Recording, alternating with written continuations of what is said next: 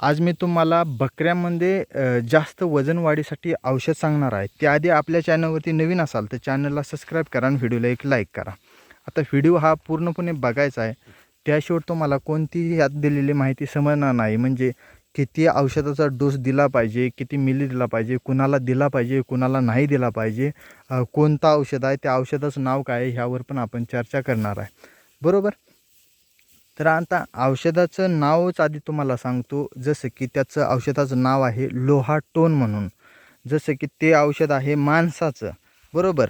आणि ते माणसाचं जिथं औषधं भेटतात, म्हणजे जिथं माणसाचं मेडिकल भेटतं तिथंच तुम्हाला ते भेटून जाईल. आता जास्त महाग भेटत नाही. जसं की ₹140 ते ₹160च्या आसपास तुम्हाला ते भेटून जाईल. बरोबर. आता त्याचं कसं, म्हणजे जवळपास जन्मल्यापासून तुम्ही त्या मेंढीच्या पिल्लाला, म्हणजे त्या बकऱ्याला जन्मल्यापासून तुम्ही ते औषध देऊ शकता. आता जन्मल्या समजा आता सकाळचं जर जन्मलं तर त्याला तुम्ही एक टिपका, म्हणजे जसं की नॉर्मलमध्ये एक आपण थेंब म्हणतो तसा एक थेंब तुम्ही त्याला सकाळचं पाजू शकता आणि संध्याकाळी त्याही दिवशी एकच थेंब तुम्ही त्याला पाजू शकता. बरोबर. आता 2 टाईम तुम्हाला ते औषधाचा वापर करायचा आहे तरच रिझल्ट चांगल्या प्रकारे भेटतो. बरोबर. आता ते 2च टिपकं का पाजायचं, तर ते लहान असल्यामुळे त्याला 2च टिपकं पाजायचं आहे. जास्त पाजायचं नाही पहिल्या दिवशी. आता दुसऱ्या दिवशी तुम्ही 2-2 टिपकं त्याला पाजू शकता त्यातलं. बरोबर. सकाळचं 2 टिपकं, संध्याकाळचं 2 टिपकं. आता तिसऱ्या दिवशी तुम्ही सरळ तुम्हाला सांगायचं झालं तर एक अर्धा मिली औषध तुम्ही त्याला पाजू शकता. जर त्याची तब्येत चांगली असेल तर, म्हणजे ते वजनानं किंवा लांबार उभार किंवा उंचीनं वगैरे जर व्यवस्थित असेल तर त्याला तुम्ही अर्धा मिली पाजू शकता. बरोबर.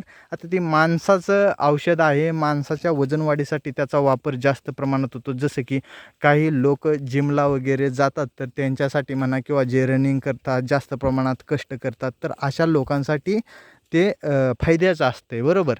आणि तुम्ही ते बकऱ्यामध्ये वापरलं तरी चालतं आणि ते फास्टमध्ये वजन वाढ करत असते. बरोबर. आता तुम्हाला एक काळजी घ्यायची, की जसं दूध प्यायल्यानंतर किंवा त्यानं काही पोटभर खाल्ल्यानंतर त्याला ते औषध द्यायचं नाही. आता तुम्ही जर त्यानं पोटभर दूध पिल्यानंतर किंवा खुराक वगैरे देऊन किंवा कोळ वगैरे जर पेंडीचा पाजल्यानंतर जर तुम्ही ते औषध देत असाल तर ते म्हणजे काहीतरी साईड इफेक्ट करणार. आता काय साईड इफेक्ट करणार, तर बरंच काही आहे, की नाकातून पाणी येणे किंवा नाकातून गुळणी येणे, जसं की डोळ्यातून पाणी येणं, जसं की अन्न खाणार नाही, जसं की गुळणी मारणं, जे पण खाल्लं आहे ते खुराकाची अशी गुळणी मारल्यासारखं, जसं की उलटी आल्यासारखं असं करणं. तर अशा गोष्टी घडतात. म्हणजे त्या टायमिंगला तुम्ही द्यायचं नाही. जर दूध वगैरे पिलं असेल ते, तर जसं की दुधाची गुळणी ते मारणार. बरोबर. जसं की उलटी झाल्यासारखं. तर ते तुम्हाला फक्त आमोशापोटी, म्हणजे जेवणाच्या अगोदर द्यायचं आहे आणि संध्याकाळचं पण त्यांना दूध प्यायच्या आधीच त्याला द्यायचं आहे. बरोबर. जसं की पहिल्या दिवशी तुम्हाला सांगितलं एक टिपका तुम्ही देऊ शकता. जलमल्या एक टिपका देऊ शकता उभा राहायला लागल्यावर, आणि त्यानंतर संध्याकाळी एक टिपका देऊ शकता. दुसऱ्या दिवशी 2-2 टिपकं तुम्ही देऊ शकता आणि तिसऱ्या दिवशी सरळ तुम्ही अर्धा मिली त्याला सकाळ संध्याकाळ पाजू शकता. बरोबर. ते पण त्याची तब्येत चांगली असेल तर. आता चौथ्या दिवशी किती पाजायचं, तर तुम्ही सलंग 5 दिवसापर्यंत ते 7 दिवसापर्यंत अर्धा मिलीनं पाजू शकता. आणि 7 दिवसानंतर जर त्याची तब्येत एकदम परफेक्ट असेल, म्हणजे वजन वाढ ही चांगल्या प्रकारे होत असेल आणि चांगलं तंदुरुस्त असेल, ती उड्या वगैरे मारत असेल, खेळत असेल. बरोबर. किरणं वगैरे आपण म्हणतो ना, उड्या मारतात, किरणं मारतात, तर असं काही करत असतील तर तुम्ही 7 दिवसानंतर त्याचा डोस वाढवू शकता. म्हणजे जवळजवळ व्हायचं कमी 1 मिलीपर्यंत तुम्ही देऊ शकता. बरोबर. किंवा पाऊण मिली असं देऊ शकता. बरोबर. तर त्याचा फायदा काय होतो तुम्हाला, जसं की भूक वाढ म्हणा, ह्या गोष्टीला तुम्हाला जास्त मदत भेटते आणि त्याचं शरीर एकदम असं फुगवलं जातं. म्हणजे ती युक्त दूध लागणार किंवा त्याला खाद्ययुक्त लागणार की जास्त पाहिजे. म्हणजे तुमची जी मेंढी आहे त्या मेंढीला दूध ही जास्त प्रमाणात पाहिजे. जर मेंढीला दूध नसेल तर तुम्ही बाहेरून तिला दूध पाजलं पाहिजे. म्हणजे मेंढीला दूध पाजल्यानंतर पण बाहेरून तुमच्याकडे थोडंफार म्हशीचं म्हणा किंवा गायचं, खिलार गायचं, शेळीचं वगैरे दूध पाहिजे, तर ते थोडंफार तुम्ही दूध त्याला पाजू शकता.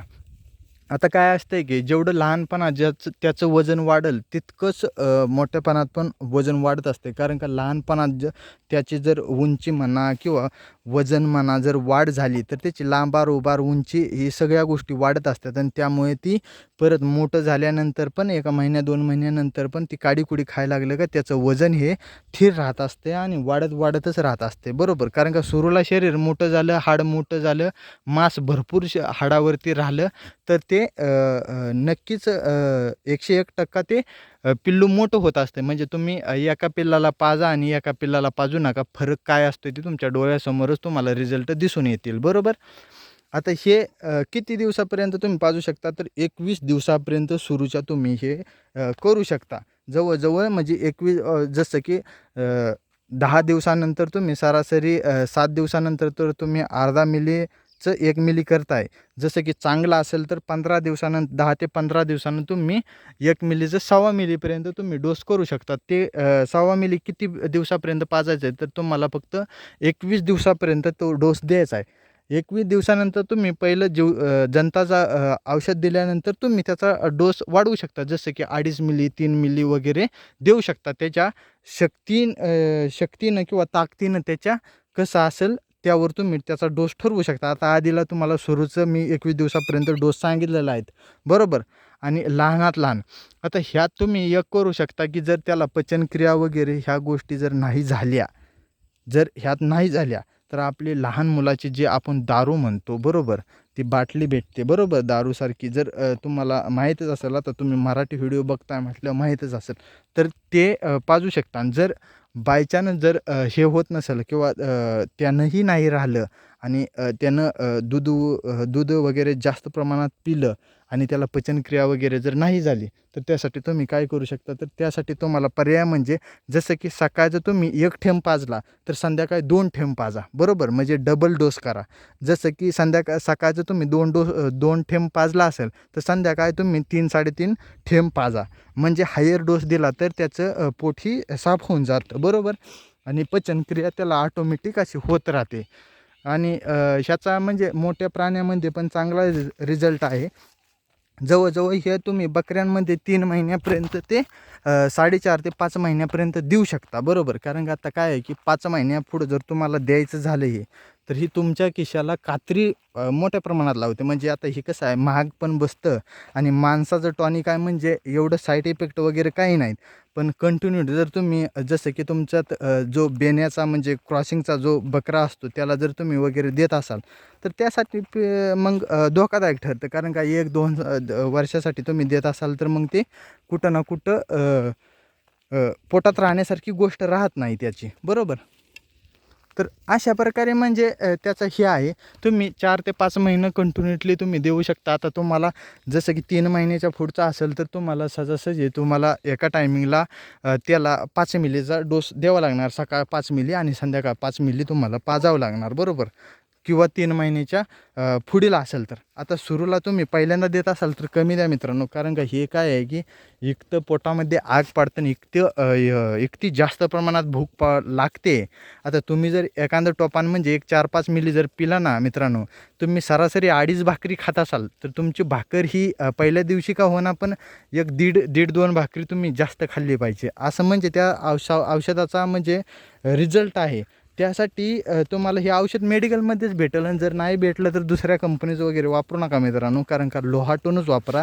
आणि तुमचं शक्यतो जर असं माझ्यासारखं मोकळं असेल वातावरण किंवा सकाळ संध्याकाळ जर थोड्या वेळ सोडत असाल तुम्ही तर मोकळ्या वातावरणात तर त्यांचा व्यायाम जर होत असेल त्या बकऱ्यांचा वगैरे व्यायाम जर होत असेल किंवा तुम्ही कुणाला देता तेव्हा पण फरक राहतो. जसं की बोकडाला देता किंवा बकऱ्याला देता किंवा मेंढीला देता, लावरेला देता, बरोबर. कोणालाही देऊ शकता तुम्हाला वजन वाढ करायची, बरोबर. तर त्याचा जर व्यायाम होत असेल सकाळ संध्याकाळ जर तुम्ही थोडंफार तास 2 तास फिरवत असाल किंवा उड्या मारत असतील, किरणं मारत असतील, मोकळ्या पटांगणाला काढत असाल तर हे औषध तुम्हाला एकदम म्हणजे 1001% रिझल्ट देतं. महत्त्वाची गोष्ट म्हणजे तुम्हाला सांगतो, जेवढ्या त्याच्या शरीराला ताण बसेल तेवढं, जसं की त्याचं चालणं वगैरे जास्त असेल, उड्या मारत असेल, जास्त प्रमाणात ही असेल, फिरायला मोकळी जागा असेल तर त्या जागेत त्याचं वजन असं बेशुद्ध प्रमाणे वाढतं ना की भयंकर. अत्यंत तुम्हाला सांगायची गरज लागणार नाही, तुम्ही डोळ्यांना अनुभवचाल. जास्त प्रमाणात वजन वाढ होते. कारण का त्याचा एक प्रकारचा व्यायाम त्याच्या शरीराला असेल तर त्याचं वजन हे वाढवतं. आणि माणसाचं पण तसंच आहे. जो माणूस कष्ट करतो, शेतकरी आहे किंवा व्यायाम करतो, त्या माणसाने हे टॉनिक घेतलं तरच त्याचं वजन वाढत असते. सिंपल माणसाचं वजन वाढत नाही. मग त्यानं कुठं पोट सुटणं, कुठं काही सुटेल, बरोबर, काहीतरी आजार काढेल, तर अशा घटना घडतात, बरोबर. तर मी तुम्हाला सांगितलेली माहिती ही कशी वाटली ही मला कमेंट करून नक्की सांगा. धन्यवाद.